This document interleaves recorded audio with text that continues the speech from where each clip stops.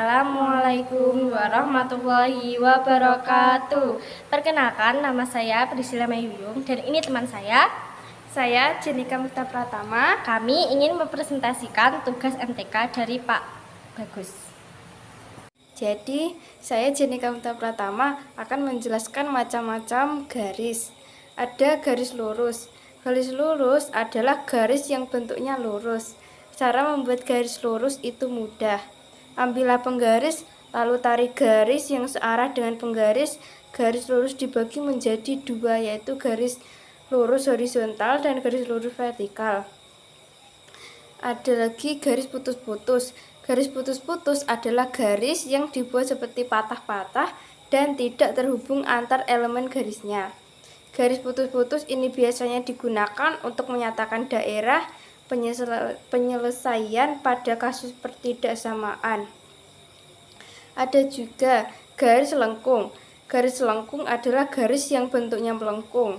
Contoh garis lengkung bisa kamu lihat pada kurva persamaan linear dua variabel. Garis lengkung ini biasanya digunakan untuk menggambarkan lingkaran, bola, kurva persamaan linear, ilustrasi ombak air laut, menggambar kubah, dan masih banyak lainnya. Ada juga hubungan antar garis. Hubungan antar garis ditinjau dari posisi garis tersebut terhadap garis yang lain. Adapun hubungan antar garis adalah sebagai berikut. Ada juga garis sejajar. Garis sejajar adalah hubungan antara dua buah garis yang memiliki kemiringan atau gradien yang sama dan tidak memiliki satupun titik persekutuan. Ada juga garis zigzag. Garis zigzag adalah garis yang bentuknya menyerupai segitiga tanpa alas yang saling terhubung satu sama lain. Garis zigzag biasa digunakan untuk menyatakan besaran sudut pada suatu benda. Ada juga garis berhimpit. Dua buah garis disebut berhimpit jika mempunyai dua titik potong. Sebagai contoh jarum jam pada saat menunjukkan pukul 12 pas, maka kedua jarum tersebut saling berhimpit. Ada juga garis bersilangan. Dua buah garis saling bersilangan jika tidak sejajar dan tidak terletak pada satu bidang yang sama. Garis yang bersilangan akan membentuk sebuah sudut.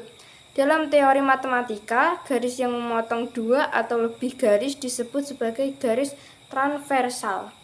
Jadi, setelah saya menjelaskan macam garis, sekarang saya mau menjelaskan tentang sifat-sifat garis. Adapun sifat-sifat garis sebagai berikut. 1. Tidak memiliki pangkal dan ujung. 2. Bisa diperpanjang di kedua sisinya sampai tak terbatas. 3.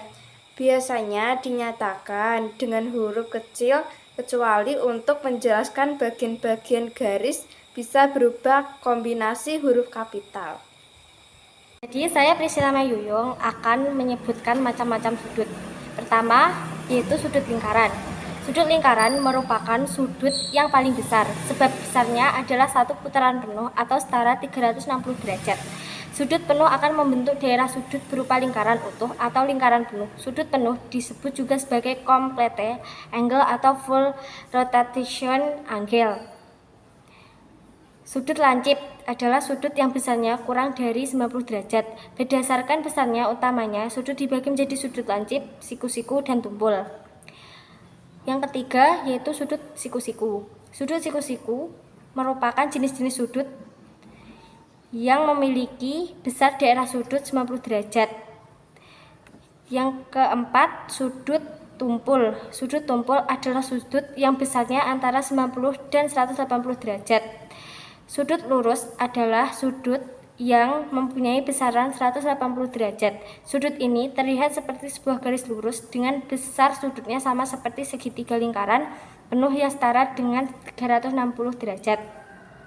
Yang terakhir adalah sudut refleks. Sudut refleks adalah sudut yang besarnya lebih dari 180 derajat, tapi kurang dari 360 derajat. Jika dinyatakan dalam matematika, maka sudut refleks berarti 180 derajat kurang dari X kurang dari 360 derajat. Maka besaran sudut refleks lebih besar dari sudut lancip, sudut siku-siku maupun sudut tumpul. Sekian. Setelah saya menjelaskan macam-macam sudut, saya akan mencoba menggambar atau mengukur sudut. Saya memilih sudut lingkaran penuh yang ukurannya 360 derajat. Cara mengukurnya menggunakan busur seperti ini.